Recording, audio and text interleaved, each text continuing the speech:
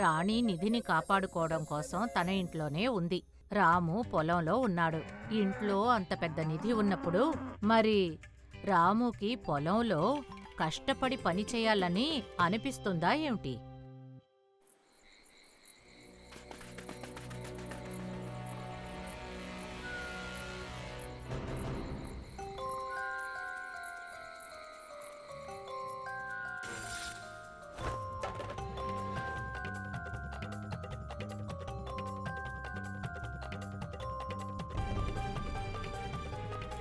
వదలండి వదలండి, నా డబ్బుల్ని వదలండి, ఇదంతా నా డబ్బులు, వదలండి.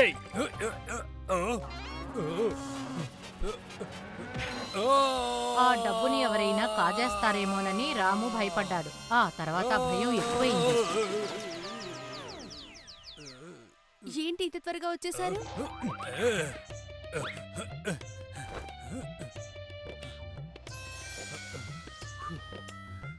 ఇకపై ఈ ఇల్లు మనకి ప్రమాదకరం రాణి. అందుకని చేతికి డబ్బు దొరికాక రాము పెద్ద ఇల్లు కట్టాడు. ఆ తర్వాత వాళ్ళు ఎంతో సంతోషంగా జీవించారు. ఇప్పుడు రాము ఇదివరకటి రాము కాదు. లక్ష్మీదేవి అనుగ్రహం వల్ల అతని జీవితం మారిపోయింది. ఇప్పుడు అతను విజయనగరంలో గొప్ప ధనవంతుడైపోయాడు. రాము అన్నయ్య, ఇక్కడ చూడండి ఏం తీసుకొచ్చాను. కొంచెం కొంచెం పొదుపు చేసి. ఇది బియ్యమే కదా? బియ్యమా? మీరేంటన్నా ఇలా చెప్పారు? ఏంటి రాము అన్న, మీరు ఇలా ఆడుకుంటున్నారు? ఇది బియ్యం కాదు, ముత్యాలు. ఇలా చూసారా, మెలమెల మెరిసిపోతుంది. మీకోసమే దీన్ని రప్పించాను, కొంచెం కొంచెం పొదుపు చేసి. కానీ ఇంతకు ముందే గుడౌన్లో చాలా వస్తువులున్నాయి. దాన్ని పేదవాళ్ళకిచ్చి పుణ్యాన్ని చేర్చుకోండి. అలాంటి బియ్యాలంతా మన రాము అన్నయ్య తింటారా ఏంటి కదా అన్నయ్య? కాదు, కానే కాదు. ఎట్రా చూస్తున్నారు? బండ్లో నుంచి త్వరగా బస్తాలంతా దించండి.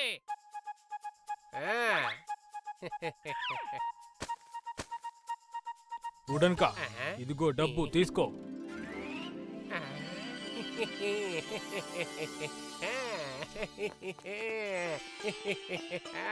మన్నువాయి గారు, మీరు ఏం తీసుకొచ్చారు?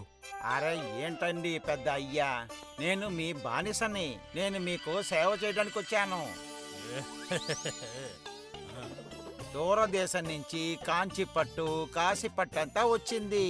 మీకు చూపిద్దామని నేను వచ్చాను. ఏది చూపించండి.